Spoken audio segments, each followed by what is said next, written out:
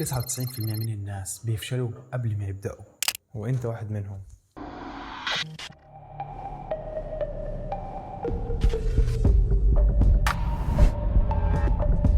عزيزي المشاهد، لو كنت واحد من الناس اللي كل يوم بيصحى عنده حلم بس مش عارف يوصل له وشايف انه لسه في نفس المكان، لو بتدور على فرصة او طريقة تبدأ بيها تغير كل حياتك، فخليني اقول لك بصوت واضح انك في المكان الصح. لو عندك فرصة انك تتعلم تصميم، تسويق، مونتاج، صناعة المحتوى وتطوير الذات، كل ده في مكان واحد بطريقة سهلة، عملية، مباشرة.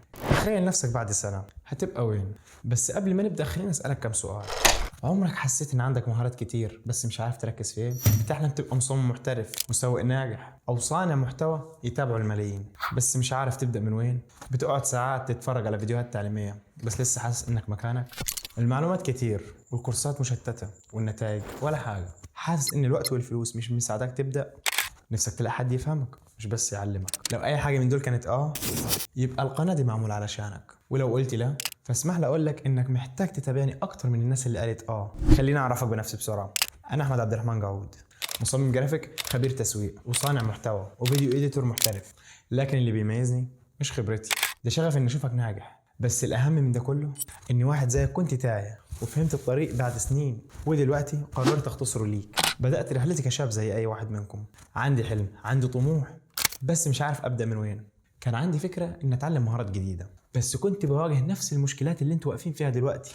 مش عارف ابدأ من وين، مفيش فلوس، مفيش وقت، المعلومات كتير ومتفرقة، ولو حتى في كورس مش عارف اطبق. ولان الدنيا بتتغير كل يوم وسوق العمل مش بيقبل التسويف، قررت اعمل حاجتين مهمين: اتعلم اغلب المهارات اللي بيدور عليها الشباب، اللي هي الجرافيك ديزاين، ديجيتال ماركتينج، المونتاج، وصناعة المحتوى، وتعلمت شوية من البرمجة. وبعدين اعمل قناة اسمها دروب اكس، ومعنى اسمها المسار او الطريق، وهدفها واضح، وهو انك تدخل القناة وتطلع منها مختلف، قادر ومستعد تحط خطواتك الاولى في بناء مستقبلك. وعلشان تعرف، دروب اكس مش قناة تعليمية تقليدية، دي المسار اللي هيغير حياتك. هنا هنساعدك تتعلم المهارات اللي هتخليك مميز في سوق العمل، لان بناء على دراسة عملتها لينكد ان في 2024، وهي ان 85% من الوظائف الجديدة بتطلب مهارات زي التصميم، التسويق، والمونتاج. بل ان في شركات حاليا مش بتوظف غير لما يكون لك حضور قوي على السوشيال ميديا. وبحسب تقرير الاقتصاد الرقمي العربي ان 61% من الوظائف هتحتاج مهارات رقمية بحلول 2030. لكن المشكلة ان 65% من الشباب لسه ما عندهمش المهارات دي، وده اللي دروب اكس هتحله بطريقة سهلة ومباشرة. طيب يا جعود، هتعلمنا ايه؟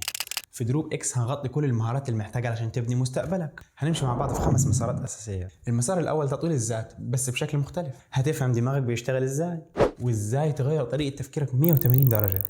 كمان هتتعلم ازاي تدير وقتك وفلوسك بشكل صحيح. هنبني مع بعض شويه عادات زي الاستمرار والتعليم الذاتي، وهنكسر شويه عادات زي الكسل والتسويف. هنشرح لك كتب زي اتوميك هابتس وثينكينج فاست اند سلو. عايزك تعرف ان التغيير الحقيقي مش بيبدا من بره، ده بيبدا من دماغك. المسار الثاني هو تعلم الجرافيك ديزاين، من اساسيات الفوتوشوب والإليستريتور لحد بناء هويه بصريه كامله لبراند ينافس عالميا. كمان هتفهم ان اللوجو مش مجرد شكل، ده شخصيه. وهتتعلم سيكولوجية الالوان علشان التصميم يوصل فكرتك من غير شرح. والمسار الثالث اللي هتتعلمه هو المونتاج. هتتعلم مونتاج الفيديو سواء على ادوبي بريمير، افتر افكتس، دافينشي ريزولف، او حتى كاب كات، من الاساسيات للتقنيات المتقدمه. كمان هتتعلم ازاي تعمل ريلز يجيب ملايين المشاهدات. رابع حاجة التسويق، اللعبة النفسية اللي محدش بيشرحها صح. هتفهم علم النفس العكسي، التسويق بالمشاعر. هتتعلم أساسيات التسويق والطريقة الصحيحة لتعلم التسويق اللي محدش بيقولك عليها. هنعمل خطط واستراتيجيات تسويقية تخليك تضرب الهدف وتحقق نتائج جبارة. وهعلمك تعمل إعلانات تخلينا نشتري من غير ما نحس، لأن الناس مش بتشتري المنتج، الناس بتشتري الإحساس اللي المنتج بيدخله. خامس مسار والأخير وهو صناعة المحتوى. ازاي تتكلم ويبقى صوتك مسموع من اول فكرة لاخر مونتاج. هنمشي خطوة بخطوة. كمان هقولك ازاي تطلع قدام الكاميرا بثقة، وازاي تكتب سكريبت ما يتنسيش زي ما انت شايف دلوقتي. كمان هتتعلم الادوات، الزوايا، الصور، الصوت، وكل حاجة تخليك مميز في صناعة المحتوى. علشان المحتوى مش مجرد كلام، ده رسالة ولازم توصلها بالشكل الصحيح. وكل ده مش هتاخده كدروس نظرية، ده هتعيشه معايا يوم بيوم بخطط وادوات جاهزة زي البي دي اف، الشيتات، التاسكات، والجداول الزمنية. اكيد بتسأل نفسك دلوقتي: يا احمد، في آلاف القنوات والمواقع التعليمية، ليه اتابعك انت؟ عشان اقول لك الصراحة، اغلب المصادر العربية بتديك معلومات متفرقة او دروس معقدة تخليك تحس انك تايه، مش عارف انت وين من اللي بتتعلمه.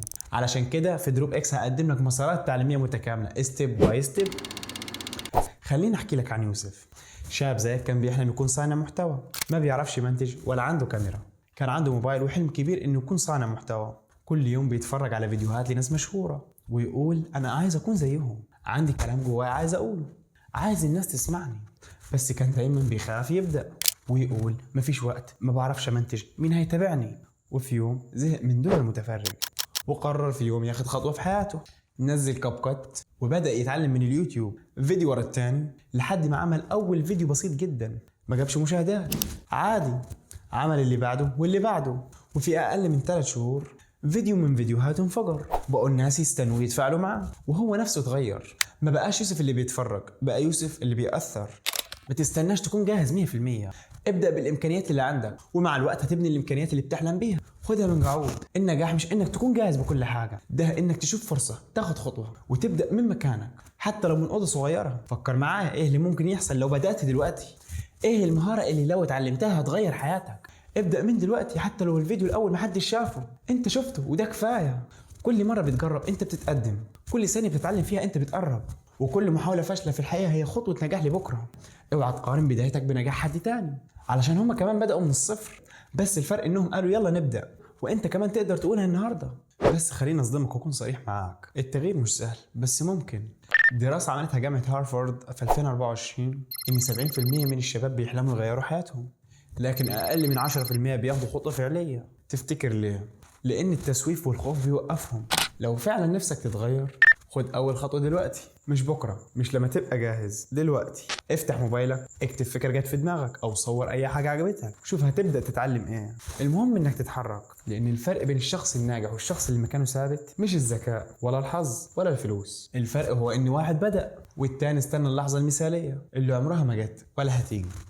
فلو حاسس انك مش مستعد فمفيش مشكلة، بس خليك عارف انك كده اخترت تكمل زي ما انت، لان زي ما قال جيمس كيلر في كتاب العادات الذرية، التغيير يبدأ من لحظة ما تقرر. فاللحظة دي قدامك، يا اما تكمل زي ما انت، يا اما تقول انا بدأت خلاص. ومع دروب اكس الحلم مش بعيد، الفرصة قدامك دلوقتي، والسؤال الحقيقي هو هتبدأ ولا تفضل تستنى؟ بس كده قاعد؟ لا، دي بداية حلمك. دروب اكس مش مجرد قناة، دي رحلة هتبني مهاراتك، هتغير حياتك وطريقة تفكيرك، وهتخليك النسخة اللي دايما حلمت بيها. فلو جاهز تبدأ رحلتك، اشترك في القناة وفعل الجرس، وانزل قولي في التعليقات أنا جاهز أجاوب، أو إيه المهارة اللي نفسك تتعلمها. وصدقني اللي جاي هيغير حياتك، لأن مع قعود العلم ملوش حدود. فخدها من قعود ويلا نبدأ.